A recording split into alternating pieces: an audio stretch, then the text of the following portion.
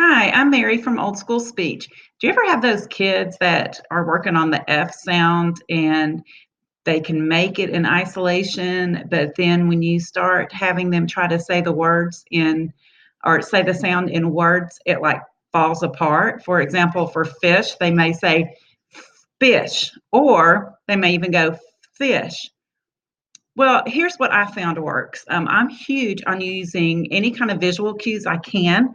So first off, I call the F sound the mad cat sound. I'm sure that's very typical for everybody to do. But to get them to make that F sound, I'll just put my finger on my bottom lip just as a cue that that's when they're supposed to make that sound. Okay, so and it works out pretty well for me anyway. So here's what you can do if they make that good mad cat sound, but then they revert back to their error.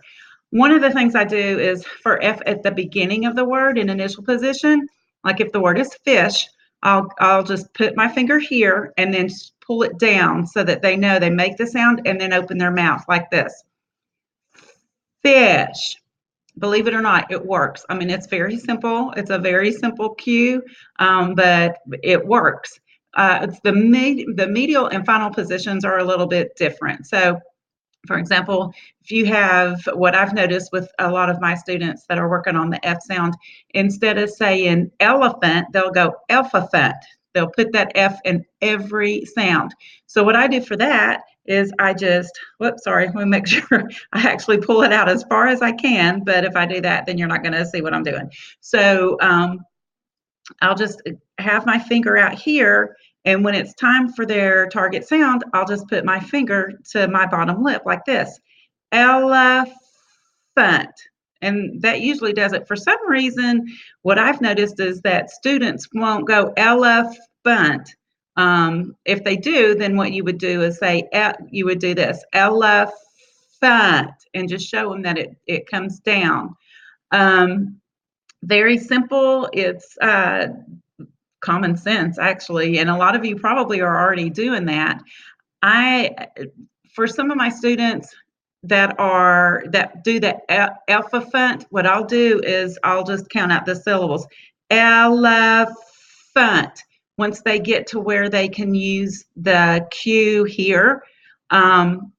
So if I'm to the point where I'm trying to take this away, but they're still going elephant, then I will count out the syllables for them and ask them elephant, or the sounds actually, syllables and sounds, elephant. And I'll ask them, and I'll do it backwards so it's in the right order for them. But then I will ask them, where was your sound? Where'd you hear that mad cat sound? And they should, sometimes they'll just show me. They'll just point to where my finger was.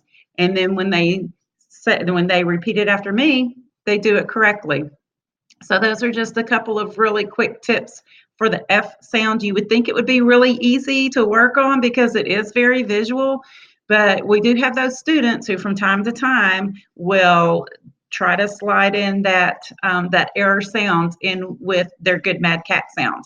I hope this helps. If you have any questions or comments, just leave them below in the comments. Thank you for watching.